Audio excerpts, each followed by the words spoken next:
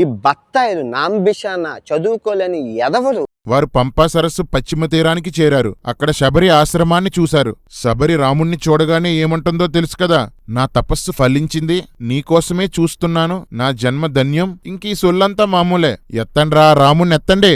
ఎంత గొప్పగా చెప్పినా గాలికి ధూళి ఎగిరిపోవలసిందేరా. రాముడు మహావృద్ధురాలైన శబరితో నీ తపస్సు ఆటంకం లేకుండా జరుగుతుంది కదా, కామక్రోధాలు నీ దరికి చేరడం లేదు కదా అంటాడు. చల్లని గాలి తగిలినా చెట్లని పక్షులని చూసినా కామకోరికలు రగిలిపోయే రాముడు మహాతపస్వి వృద్ధురాలైన శబరిని కామక్రోధాలు రావట్లేదు కదా అని అడగడమేంట్రా కర్రీ. ఫ్రెండ్స్, చూద్దురుగాని కాసేపట్లో రాముని కామాయణం. శబరితో నాపై నీకు చాలా ప్రేముందని విన్నాను, ఆ ప్రేమ చూడాలి అని ఆశపడుతున్నాను, చూపించు అంటాడు. నిజానికి కబంధుడు శబరికి రాముడి మీద ప్రేముందని చెప్పలేదు, అంటే రాముడే ప్రేమను అడుక్కుంటున్నాడన్నమాట. ఊరై పంది ప్రసాదు, భార్య కనబడకపోతే వెతుక్కోకుండా ఎవరి ప్రేమ కోసమో ఎదురు చూస్తారా ఎవరైనా?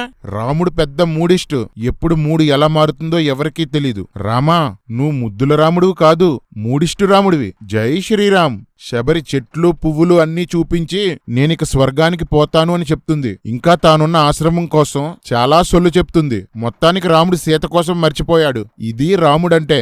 శబరి స్వర్గానికి వెళ్లడానికి రాముడు అనుమతించగానే తనను తాను అగ్నితో కాల్చుకొని స్వర్గానికి పోతుంది. శబరి ఎంగిలిస్తే రాముడు తిన్నాడు. శబరి చనిపోయి నదిగా మారిపోయింది. ఇదంతా మూల రామాయణంలో లేదు. ఎవడు ఇవన్నీ కలిపాడో నేను తెలుసుకుందామనుకుంటున్నాను. నాకిప్పుడే తెలియాలి. ఎందుకన్నా? రామాయణంలో ఇప్పటికే ఇంత సొల్లు రాసి ఉంటే ఇంకా కలిపి నా కక్కుర్తిగాడు దొరికితే బహుమానంగా ఒక బల్లెమిద్దామని.